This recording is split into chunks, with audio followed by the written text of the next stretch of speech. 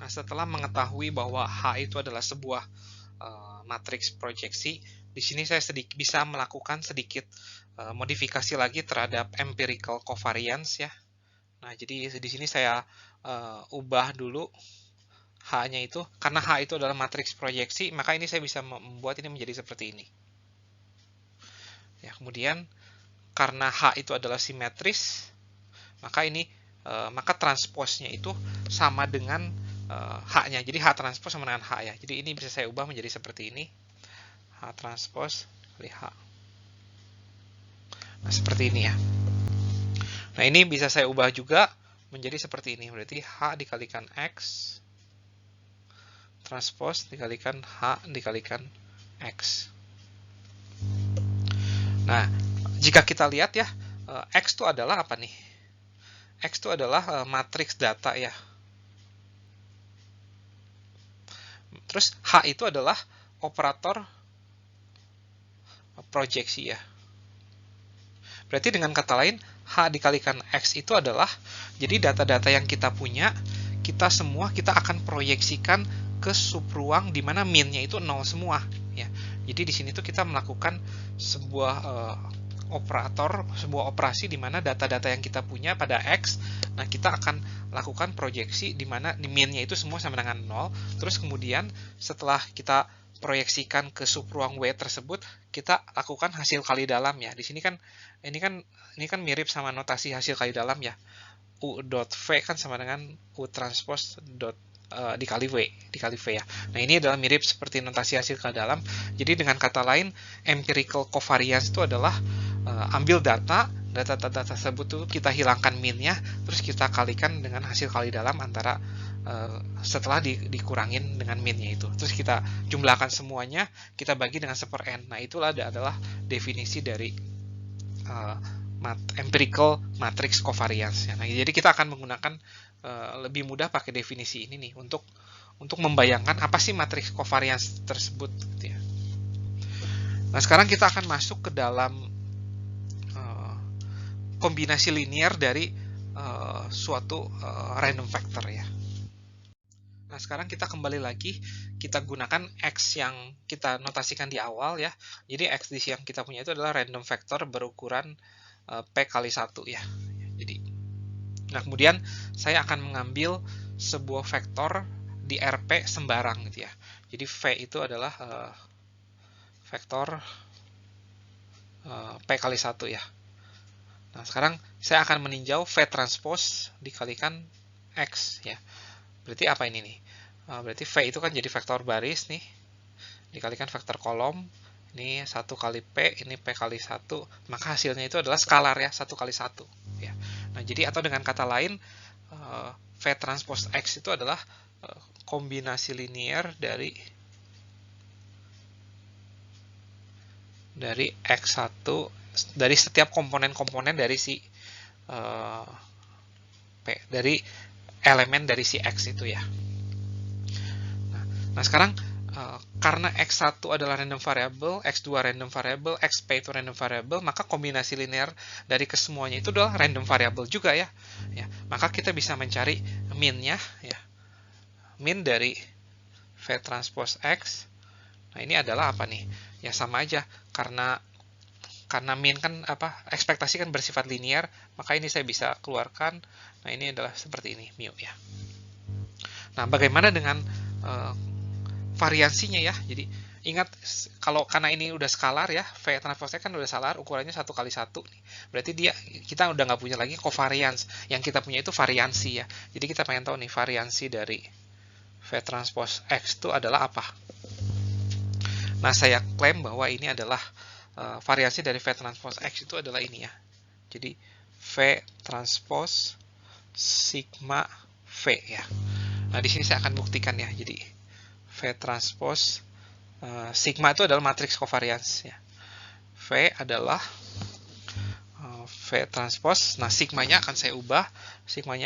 Ini adalah ekspektasi dari X dikalikan X transpose dikurangin ekspektasi dari X transpose ya kali V. Nah, di sini kan karena ini adalah vektor yang bukan random vector ya, ini tuh bukan random factor itu, jadi bisa masuk ya. Kita bisa masukkan dari kiri. Jadi V transpose X, terus X transpose V gitu ya. Nah, begitu pula yang ini adalah V transpose X dikalikan X transpose V ya, ini. Nah, seperti ini. Selanjutnya saya akan sederhanakan menjadi seperti ini ya. V transpose X ini adalah V transpose X transpose ya. Nah, dikurangin ini adalah ekspektasi dari V transpose X. Nah, ini bisa saya ubah menjadi V dikali V transpose X. Nah, ini transposnya taruh di luar ya. Nah, lagi-lagi terlihat di sini bahwa ini itu adalah variansi ya. Ini adalah definisi variansi dari V transpose X. Ya, semoga cukup jelas ya. Nah, jadi terbukti bahwa variasi dari V transpose X itu adalah ini nih. Nah, sebenarnya definisi V transpose X itu adalah apa? Jadi si V itu bisa kita bayangkan sebagai sebuah arah di RP gitu ya. Jadi kita bisa mengukur arah mana sih yang variansinya itu paling besar gitu ya. Yang variansinya itu kecil, variasinya kecil. Jadi kalau kita punya sebuah random vector nih, misalkan X1 sama X2 lah gitu ya. Jadi di R2 gitu ya. Nah, jadi kita bisa mengukur variansi untuk arah ini berapa, variansi untuk ke arah ini berapa, variansi untuk ke arah ini itu berapa. Nah, seperti itu ya. Nah, begitu pula kita bisa lakukan hal yang sama jika kita punya data ya. Nah, sekarang kita akan tinjau realisasi dari random factor X, yaitu X1, X2 sampai Xn. Namun yang kita tinjau bukan X1, X2 sampai Xn, bukan vektor, tapi V transpose dikali X1, V transpose dikali X2, dan seterusnya sampai V transpose dikalikan Xn. Nah, masing-masing dari ini tuh skalar ya, karena ini ukurannya 1 kali 1. Ya, kesemuanya ini ukuran 1 kali 1. Nah, kita misalkan ini saya namakan Y1, Y2 ya, Yn ya. Kita mau cari rata-rata dari Y ya. Ya, rata-rata dari Y berarti kan 1/n sigma I dari 1 sampai N V transpose X1 ya. Nah, karena V transpose kan bisa keluar ya. Jadi ini 1/n V transpose saya bawa keluar. Mungkin saya bawa keluar banget. V transpose 1/n sigma I dari 1 sampai N XI. Nah, ini adalah V transpose dikalikan X bar ya. Nah, jadi ini adalah rata-ratanya ya. Jadi rata-rata dari kesemua data ini adalah V transpose dikalikan X bar. Nah, bagaimana dengan variansinya ya? Nah, kita hitung variansi dari Y bar, variasi dari Y bar.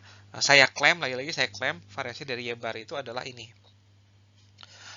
V transpose dikalikan S dikalikan V ya.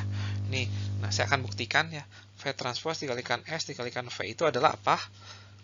S-nya itu akan saya ubah ke dalam bentuk yang pertama ya, ke definisi S yang pertama, yaitu adalah sigma I dari 1 sampai N XI dikalikan XI transpose dikurangin X bar dikalikan X bar transpose dikali V. Nah, saya akan kalikan dari kiri sama saya akan kalikan dari kanan. I sama dengan 1 sampai N ya. V transpose XI dikalikan XI transpose dikalikan V, ini dari kanan. Nah, ini juga sama V transpose X bar transpose V ya. Nah, ini bisa saya ubah menjadi seperti ini.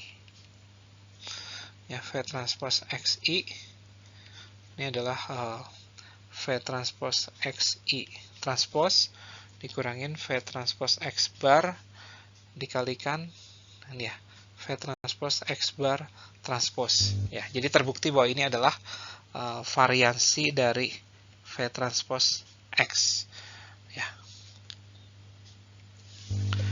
Nah, ini adalah sampel empirical variance dari V transpose X ya. Nah, ini adalah empirical means dari V transpose X ya. Kalau yang tadi di slide sebelumnya itu adalah real variance dan exact variance dan exact mean-nya. Kalau ini adalah empiricalnya ya. Selanjutnya kita ingin membawa apa yang tadi sudah kita hitung itu ke tujuan PCA ya. Nah, ingat tujuan PCA itu adalah kita ingin mereduksi dimensi dari data, ya, dimensi dari data itu artinya jumlah feature-nya, tapi dengan syarat informasi dari data itu masih kita pertahankan ya sebanyak mungkin gitu ya. Nah, tadi kita sudah belajar meaning dari V transpose SV ya. V transpose SV itu adalah variansi dari data pada arah V gitu ya. Nah, sekarang saya ingin ambil contoh, kasus ekstrim ya. Nah, supaya kebayang datanya itu misalkan cuma ada 2 feature aja ya. Nah, ini data-data kita itu seperti ini nih. Ya. Tepat garisnya tuh garis lurus gitu ya. Nah, kalau kita V-nya kita ambil ke arah ini nih ya, searah dengan sumbu Y, nah artinya si data-data itu kita akan proyeksikan ke sumbu Y gitu ya. Nah, jadinya apa ya? Jadi kita punya 6 data ya, tapi setelah kita proyeksikan ke sumbu Y, hasilnya tuh apa? Hasilnya tuh jadi titik-titik bertumpuk nih di sini. Ada 6 titik bertumpuk di sini. Dengan kata lain, informasi dari data itu hilang gitu ya. Nah, jadi jika kita ingin melakukan PCA, jika kita ingin mereduksi dimensi dari data-data ini, nah setiap data ini, ke 6 data ini kan ada hidup di R2 ya, punya 2 features ya. Nah, sebaiknya kita proyeksikan searah sumbu X ya. Kenapa? Karena kalau kita proyeksikan ke arah sumbu X, ini akan menjadi seperti ini. Ya. Diproyeksikan, dan di sini informasi dari data masih cukup tersimpan. Ya. Nah, jadi masih cukup bisa untuk menjadi data-data yang baru ini. Nah, data-data yang baru ini sekarang jadi cuma ada 1 feature. Tadi kan dia ada 2 feature, tapi sekarang cuma ada 1 feature gitu ya. Nah, begitu pula kalau kita punya data-datanya seperti ini nih. Ya. Nah, seperti ini. Nah, lebih baik kita proyeksikan ke sumbu Y atau ke sumbu X. Nah, lebih baik kita proyeksikan ke sumbu Y ya. Karena kalau kita proyeksikan ke sumbu Y, maka data-data informasi dari data tersebut sebagian mungkin akan masih tersimpan ya. Nah, seperti ini ya. Atau dengan kata lain, penyebaran datanya itu masih tersimpan. Tapi kalau kita proyeksikan ke sumbu X, nah yang tersisa tuh cuma ada sedikit data ya, jadi variasinya jadi kecil di sini sekarang. Sementara kalau kita proyeksikan ke sumbu Y, variasinya itu besar. Jadi dengan kata lain, variasi itu adalah jadi salah satu ukuran dalam metode PCA untuk menentukan apakah informasinya itu masih tersimpan atau enggak. Gitu ya. Jadi tujuan PCA sekarang berubah. Ya, kita ingin mencari nilai maksimum dari ini ya, V transpose SV, di mana V-nya itu ada hidupnya di RP ya, sesuai dengan features-nya, tapi V-nya nggak boleh sebanyak mungkin, kita batasi V-nya itu yang nomnya sama dengan 1 ya. Yang panjangnya sama dengan 1 ya. Nah, ini adalah tujuan dari PCA, mencari vektor ya, supaya variansi dari data kita jika diproyeksikan ke arah V itu paling maksimum. Nah, semoga cukup jelas penjelasan ini ya.